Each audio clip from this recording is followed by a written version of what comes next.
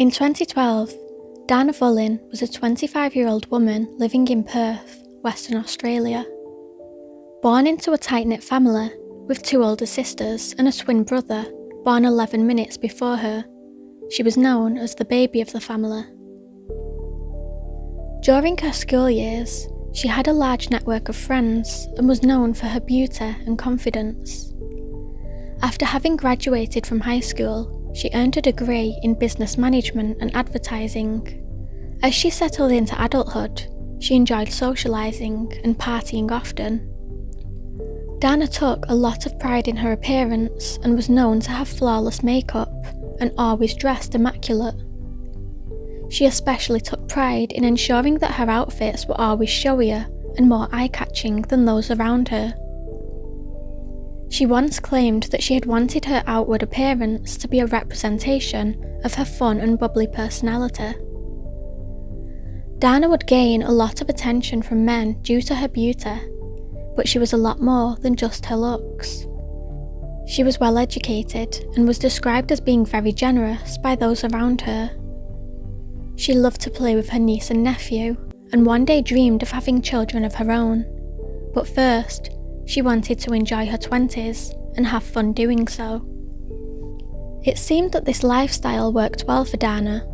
Her life was carefree and happy. However, this would soon change. It was 2011 and Dana had gone out to Perth's Crown Casino to celebrate the new year with friends when she had a chance meeting with a man named Eden Handanovic, a fitness instructor who, like Dana, shared Macedonian descent. The two had spent part of the night chatting innocently. Eden had told Dana that he was divorced. This was in fact not true, and he had only recently separated from his wife, Natalia Dimitrovska, with whom he shared a child. However, nothing came of Dana and Eden's encounter, and the two soon parted ways. In a bizarre twist, Natalia and Dana had mutual friends and had even met once. Unbeknownst to Dana, however, is that she would soon become the sworn enemy of this old acquaintance. Natalia desperately wanted to reconcile with her husband. However, when she was informed by a friend that he had been spotted in Dana's company at the casino, Natalia had become enraged. On Thursday the 26th of January 2012, just 3 weeks after meeting Eden, Dana was contacted by Natalia for the first time. During this phone call, Natalia told Dana that she and Eden were back together, before screaming and swearing at her down the phone. The phone call became progressively more violent, with Natalia threatening Dana and telling her that she would kill her and, in her words, ruin her pretty little face. In the weeks that followed, further phone calls from Natalia became more and more frequent. Natalia held the belief that Dana was sleeping with Eden. Dana, however, had not been physical with Eden, nor had been in contact with him, so was bewildered as to why she had become the target of Natalia. Unbeknownst to Dana was that this obsession held by Natalia was about to change the course of her life forever. In the early hours of February the 16th, 2012, just after 6 a.m, Dana was sleeping in her ground floor apartment in the Perth suburb of Riverdale, completely oblivious to the fact that just outside, Natalia and a male accomplice were attempting to break in. They had jumped up over the balcony and over the wall before making entry through the doors at the back of the property. Unfortunately, the lock on the doors was broken at the time, allowing the intruders to gain entry into Dana's apartment. At the time, Natalia had been high on methamphetamine, and as she made her way into the bedroom, Dana woke up in a panic as she found Natalia standing at the foot of her bed. As Dana frantically asked her what she was doing in her home, Natalia became infuriated, asking where Eden was. Dana got up out of her bed and made her way to the front door to escort Natalia and her friend out. But before she made it there, Natalia began to light up and smoke crystal meth inside the apartment. As the flame on the methamphetamine lamp carried on burning, Dana demanded that Natalia leave. At this moment, Natalia grabbed the bottle with the methylated spirits and told Dana that if she didn't tell her where Eden was, then she would set her on fire. Dana once again protested that she had nothing to do with Eden, but Natalia had already screwed the lid off of the bottle and in an instant threw it over Dana. Within seconds, Dana was engulfed in flames. She cupped her hands to her face and began to scream. As she did so, Natalia and her accomplice began to laugh as they watched Dana burn. Still engulfed and in an immense amount of pain, Dana ran into a kitchen to get water to pour over herself. Meanwhile, Natalia and her accomplice ran from the apartment building. Unfortunately, this was no ordinary fire that was burning away on Dana's skin, and the chemicals that had been thrown over her continued to burn. Dana ran to get help from a neighbour who called an ambulance, whilst another neighbour by the name of Dennis Eriksson rushed her into the bathroom and put her in the shower. Despite the low water pressure, every drop on Dana's skin felt like acid. Dennis tried to comfort Dana as best he could until help arrived. The drive from Dana's home to Royal Perth Hospital took just 4 minutes. Despite the hospital being home to Australia's best burns unit, Dana's injuries were unlike anything that the staff there had witnessed before. Dana was immediately placed in an induced coma. The main priority was keeping her infection-free. This was a challenge as most of her skin had already burnt away, leaving her vulnerable. It was not expected that Dana would be able to survive her injuries. Meanwhile, Dana's sister, Svetlana, was out driving with her husband and children when a news bulletin broke across the radio. A blonde woman in her mid-20s had been attacked in Riverdale. Just minutes earlier, Svetlana had tried to call Dana but had received no answer. Sensing that this could be her sister, Svetlana immediately drove to Dana's home. As she arrived, she found a swarm of forensic investigators, and in a frenzy, she asked where her sister was, and immediately made her way to the hospital.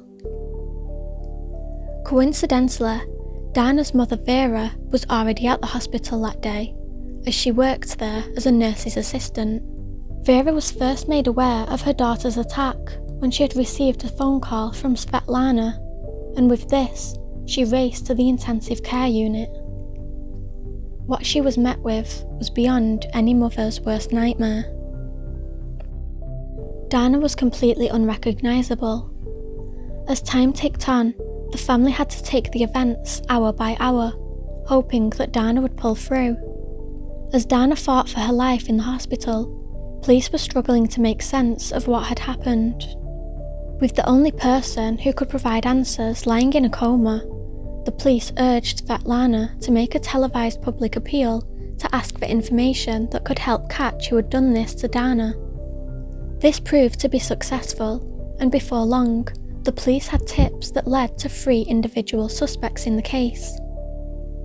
With further investigation, this list was soon narrowed down to one individual, Natalia Dimitrovska. Police wasted no time and secretly began to record Natalia's phone calls, most of which were to her husband Eden. In one call, she had asked him if he still loved her. In another, she told Eden that she was going to dye her hair from blonde to brunette. Further phone calls were made in Macedonian to her family, who warned her not to return home as the police were looking for her. Fortunately, there was a member of the police team who could speak the language fluently and could translate the phone calls. In one call made to her brother, Natalia confided that she was on her way to Perth Airport. She was fleeing the country. Her brother could be heard on the calls guiding her and helping her to escape. As the call went on, police were desperately making their way to the airport to capture Natalia before she could flee. Not knowing that the police were already onto her, Natalia dumped her car at the airport and, carrying no luggage, walked quickly to the terminal where her flight was already boarding. Fortunately, it was too late for Natalia. Just moments earlier, a team of police had arrived, and as Natalia made her way over to the check-in desk, she was apprehended and quickly arrested. It would be 10 days after being set on fire that Dana Vullin would finally awake from her coma. Despite all odds, Dana had survived. However, the suffering that she would endure in the aftermath, physically and emotionally, were unfathomable. The doctors made it clear to her family that her quality of life would not be good, and they worried that someone as fiercely independent as Dana would not be able to adapt.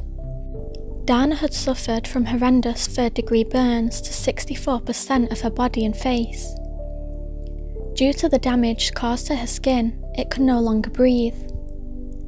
Dana could no longer sweat, meaning that she overheats constantly, and she has described how one of the most maddening effects is the constant itching that she feels due to her burns. So intense that it often keeps her awake at night. In 2013, the district court found Dana's attacker, Natalia Dimitrovska, guilty of intentionally causing grievous bodily harm with intent and sentenced her to 17 years in prison. This sentence pales in comparison to the lifelong scarring and rehabilitation that Dana has been left with.